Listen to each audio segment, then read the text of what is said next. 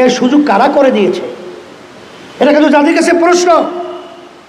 আজকে আপনারা দেখেছেন বাংলাদেশে হিন্দুরা এবং সংখ্যালঘুরা যে সুন্দরভাবে এবং স্বাধীনভাবে, এক কথায় আমরা অনেক সময় বলে থাকি মায়ের কোলে যেরকম সন্তান নিরাপদ থাকে, সেরকম আমাদের দেশের মধ্যে সংখ্যালঘুরা সর্বক্ষেত্রে নিরাপদ থাকার পরেও আজকে আমাদের পাশের রাষ্ট্রে ভারত, সেখানে বিভিন্ন সংবাদ মাধ্যম আমাদের দেশকে অশান্তি তৈরি করার জন্য বিভিন্ন মিথ্যা সংবাদের মাধ্যমে দেশকে বিভিন্ন ধ্বংস করার, বিভিন্ন ধরনের অশান্তি করার বিভিন্ন নীল নকশা তৈরি করেছে।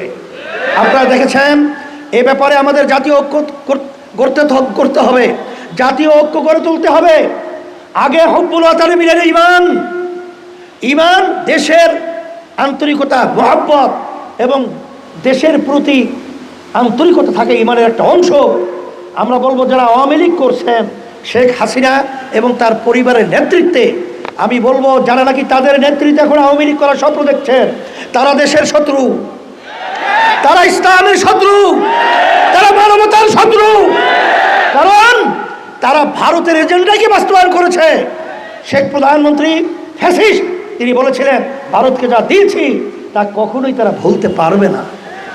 কিন্তু আপনি কি এনেছেন সেটা তো আমাদের বাংলাদেশের জনগণ শোনে নাই। তাহলে বুঝা গেল আপনি ভারতের জন্যই আপনি বাংলাদেশে এই মসনদে বসে ভারতের দালালি করতেছিলেন। তারা যারা আওয়ামী লীগ করছেন, আমি বলবো দল করবেন, কিন্তু শেখ হাসিনার নেতৃত্বে নয়। আওয়ামী লীগের শেখ মুজিবুর রহমানের সেই যারা বিতর্কিত তাদের নেতৃত্বে আওয়ামী লীগ বাংলার জমিনে চলতে পারে না, চলতে দেওয়া হবে না।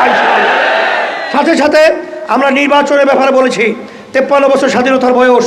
আজকে দেশ যাদের যে নিয়মের মাধ্যমে নির্বাচন হয়েছে, এই নির্বাচনের মাধ্যমে ফ্যাসিস্ট তৈরি হয়েছে। এই জন্য ইসলামী আন্দোলন বাংলাদেশ সব রাজনৈতিক দল আমরা পিআর সিস্টেম নির্বাচন প্রবর্তনের জন্য আমরা দাবি তুলেছি। পিআর সিস্টেম আপনারা জানেন, প্রায় 91টা দেশ তাম দুনিয়ার ভিতরে এই পদ্ধতি রয়েছে।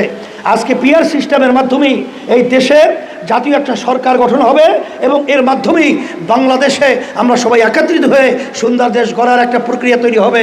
আর এক শ্রেণীর তারা এককভাবে ক্ষমতায় যে আবার ফ্যাসিস্ট হবে, আমাদেরকে জুলুম করবে, আমাদের মাথায় নূর রেখে বড়ই খেয়ে টাকা বিদেশে পাঠিয়ে বেগমপাড়া তৈরি করবে, বাংলাদেশের জনগণ দেখতে চায় না, বাস্তবায়ন হতে দেবে না ইনশাআল্লাহ।